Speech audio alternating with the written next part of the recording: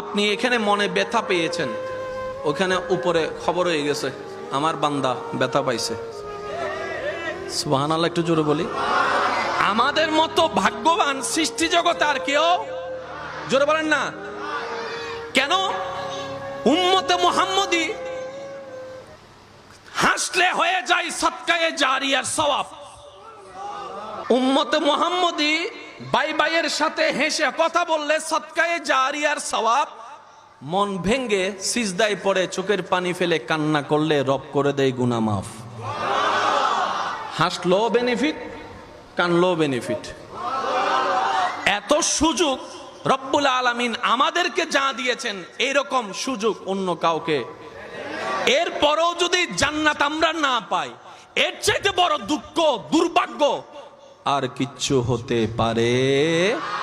সেজন্য আমি অনুরোধ করব আমার ভাইয়েরা, যদি আমার বোনেরা শুনে থাকেন, শ্রদ্ধার সাথে বলবো, ভালোবাসার সাথে বলবো, প্রত্যেকটা শব্দ নোট করার চেষ্টা করবেন, জীবনের সাথে মিলানোর চেষ্টা করবেন। মিললে নিবেন, না মিললে নেওয়ার কোনো দরকার, কারণ ইসলাম জোরাজুরি পছন্দ করে না। কি বলেন আপনারা? আপনাদের এলাকার ইমাম সাহেবের কাছে যদি কাউকে ইসলাম ধর্ম গ্রহণ করার জন্য কেউ আনে, দেখবেন ওই আলেম, ওই হুজুর সর্বপ্রথম সেই ব্যক্তিকে একটা প্রশ্ন করবে, ভাই আপনি কি নিজের ইচ্ছায় এসেছেন নাকি আপনাকে জোর করা হয়েছে? যদি সেই ব্যক্তি বলে হুজুর আমি আসি নাই, আমাকে মারার ভয় দেখিয়েছে, পিস্তলের ভয় দেখিয়েছে, আপনার এলাকার সেই সম্মানিত আলেম জীবনে কখন ওনাকে কালিমা পড়াবে? কেন? হুজুর বলবেন ইসলাম ভালোবাসার সাথে স্বাগতম জানাই, আক্রমণ দিয়ে স্বাগতম জানানো পছন্দ করে। এটা উন্মুক্ত দরজা, ভালোবাসার দরজা। রাতের 3টা বাজেও যদি কেউ দিল থেকে ভালোবেসে আসতে চায়, কালিমা পড়ে ইসলামের ছায়া তলে আসতে পারবে। কথা বলেন ঠিক কিনা?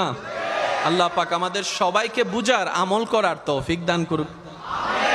আর একটু মহাব্বতের আওয়াজে ইমানদার ভাইয়েরা, আল্লাহ যদি দয়া করে যেই দিন আপনি সিজদার শান্তি খুঁজে পাওয়া শুরু করবেন, আর একটু মহাব্বতের আওয়াজে,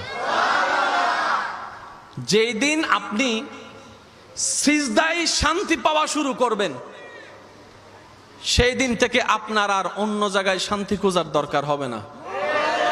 এখন অনেকে শান্তি খুঁজে মন খারাপ হলে গান শুনে, জোরে বলেন না। কিন্তু এক গান আজীবন ভালো লাগে। অনেকে মুভি দেখে, এক মুভি বারবার দেখতে ভালো লাগে। অনেকে